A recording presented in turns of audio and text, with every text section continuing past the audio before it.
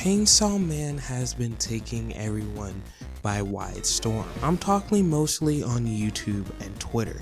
But why is it that reason? Is it because of the amazing animation it does, like JJK, with all the good fighting scenes? Or maybe it's because of the amazing CGI and like animation, blending it together and making it beautiful like Demon Slayer?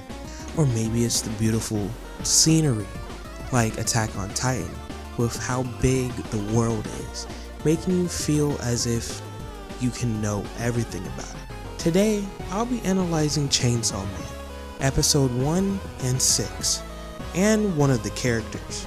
So make sure you sit back, enjoy the video, and throw me a bone by subscribing. Let's get into the video.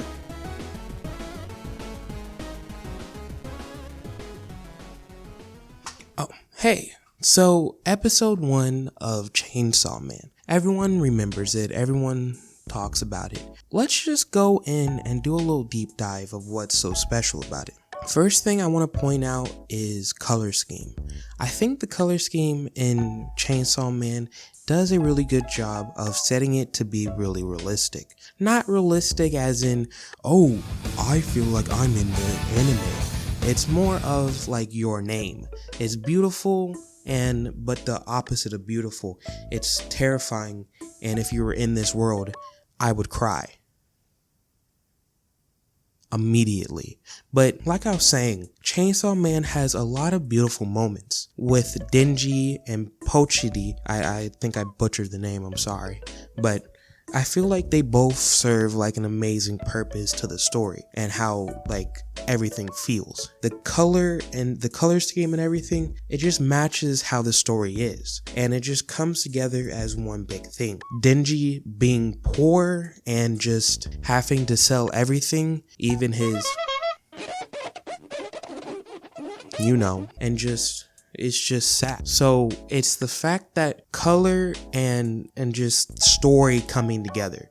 Really good touch. Another thing I would like to point out is the animation. The animation is something to behold. It's not on the same level as, I would say, Demon Slayer. If you don't know anything about Demon Slayer is about just kids killing demons, whatever. But the point I'm going to be bringing up is when Tanjiro uses breathing techniques. When he does the little blue dragon thing, that's what I'm talking about. And so as you see right here, when Tanjiro does his breathing water technique, that is CGI. I know, right? It's actually kind of amazing. And a lot of people don't know about it, and a lot of people didn't criticize it because they couldn't tell. But with Chainsaw Man, you actually kind of can tell. And I hope that doesn't really deter people from not liking Chainsaw Man. A lot of people give the argument that CGI and animation is terrible, and that it brings out the worst in animation, and it's lazy, and I hate it. Well, to battle that argument, here's a couple of things. Number 1, CGI helps with budget. Let me tell you about Attack on Titan. Have you seen those Titans? That one right there. That is a big Titan, right? It's humongous, it's big, and you're telling me that you want animators to animate every single time he moves? Yeah, good luck with that. That's why CGI helps with a lot of budget reasons. And number 2, CGI is still a work in progress. There's no said and done final CGI thing.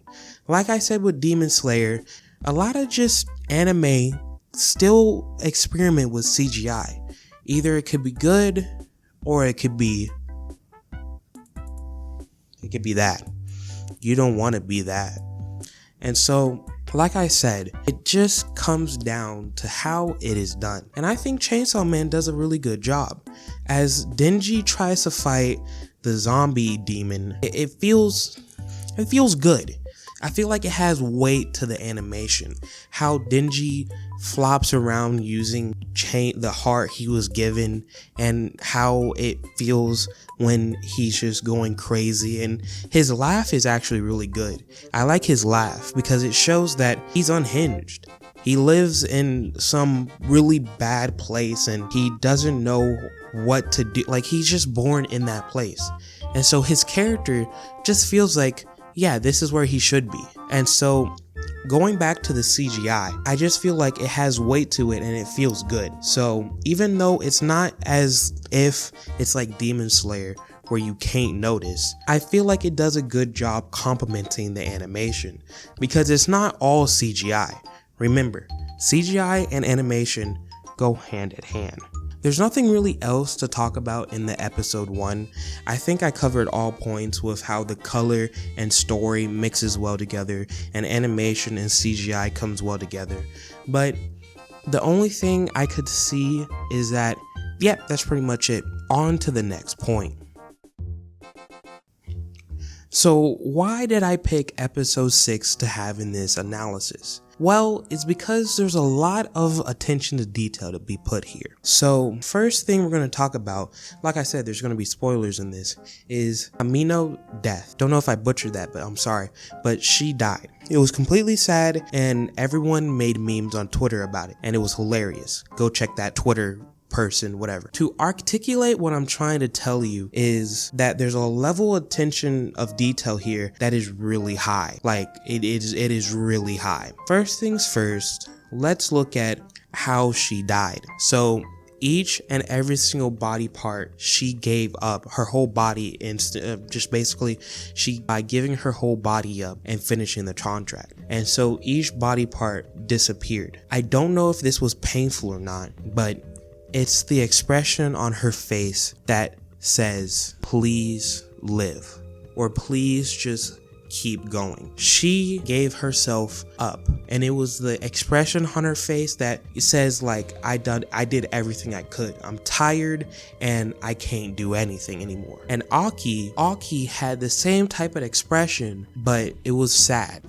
She wasn't sad. She was more hopeful. In her face, she gave more of like, go on, keep going. But Aki was more saddened and also confused. Like it's like it was so surreal and fast that it was really hard to process in his head. And I would like to go on to the next point, the shadow. So after she brought out the snake demon and ate her, the shadow and the sun coming in really shows how the user or the viewer understood the situation. As the sun kept slow and the light kept slowly going towards her disappeared body, our brains were realizing that, oh, she's actually gone, and we're left to process that whole situation. Same thing with the audio. Now the audio only had breathing. Yeah, I know, it just only had breathing. And so we're left with processing Aki's breathing, the shadow, the sun coming in onto her disappeared body, and the expression on Aki's face. You just can't write this yourself.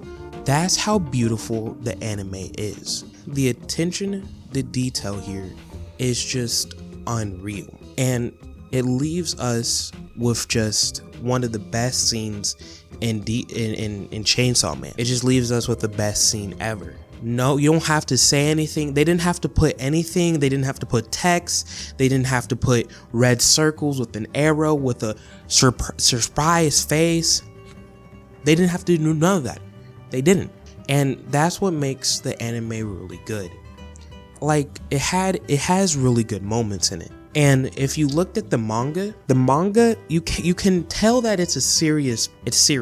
You can tell. You can definitely tell that something bad has happened. But with animation and anime itself, you can tell that something just completely severed.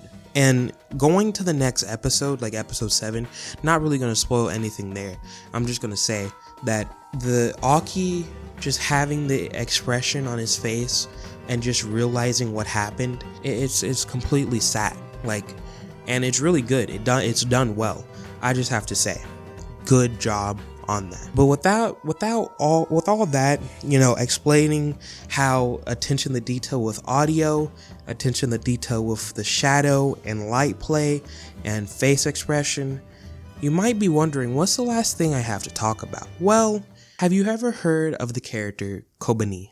I probably butchered it, but this character was brought up as like the most annoying character in all of anime, where all she does is scream and be scared.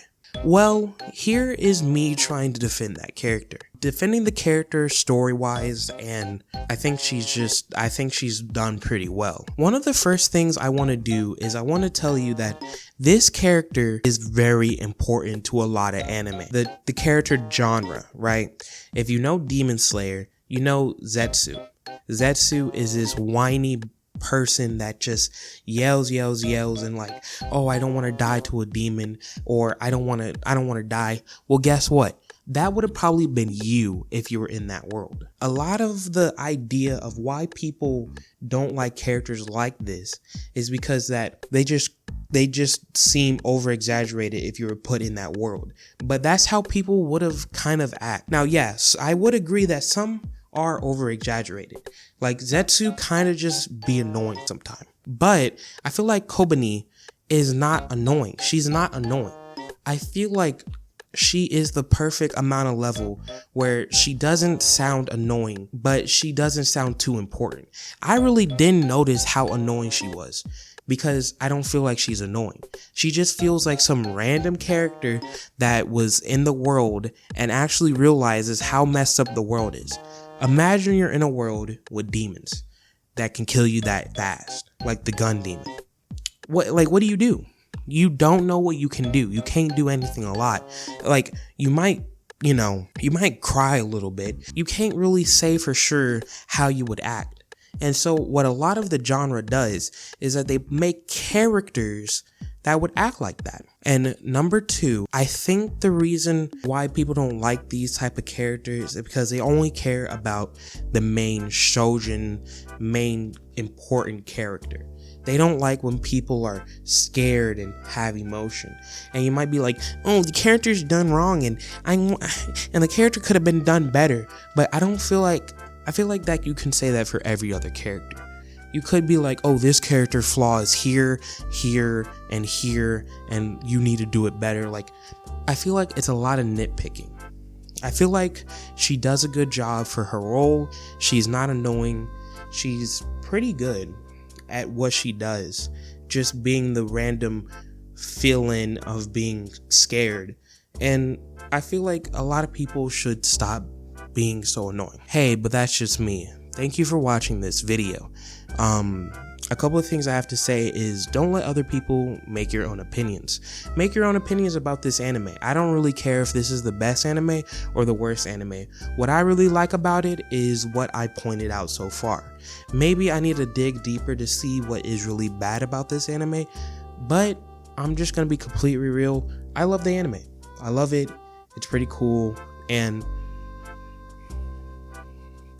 this is pretty cool. Like, you wouldn't like, I like this. I think this is pretty cool. So stop crying about the anime. It's pretty good. And yeah, make your own opinions on the internet, and I'll see you guys later. Bye.